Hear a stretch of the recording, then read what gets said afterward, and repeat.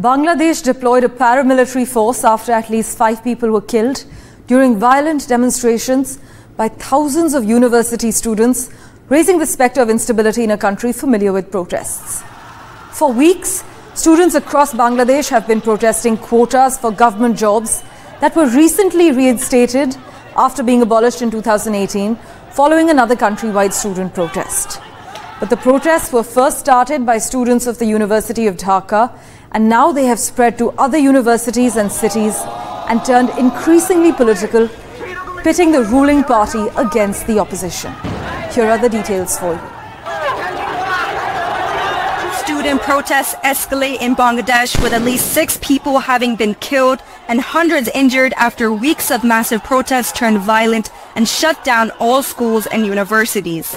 The protests grew increasingly violent as police dispersed rallies with rubber bullets, tear gas, and lobbed sound grenades, injuring dozens more. The anti-quota protesters have been demanding an end to a job quota which reserves up to 30% of government jobs to the families of veterans who fought in Bangladesh's War of Independence.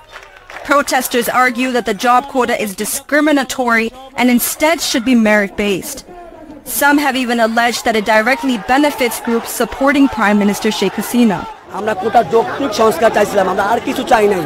আমি ঢাকাবাসী পড়ালেখা করতেছি, পড়ালেখা করার পর 6 বছর পর যদি আমার কোনো জব না হয়, এই যে আমার পরিবারের ভোগান্তি, আমার ভোগান্তি সরকার নিবে, এটা কি দেশ নিবে?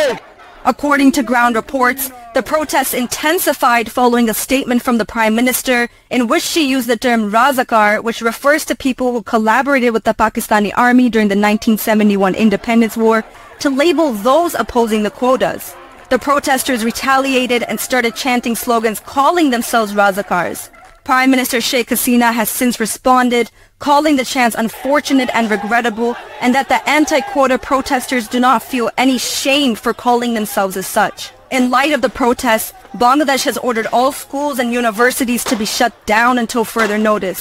But as demonstrations continue and students go on to be injured, the anti-quota protests are shaping up to be the biggest challenge for Prime Minister Sheik Hasina's government since winning a 4th term earlier this year.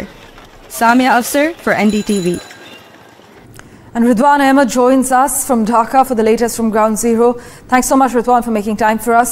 Now, citing the safety of students, government officials have announced that they would shut down most schools and colleges indefinitely as these protests rage on.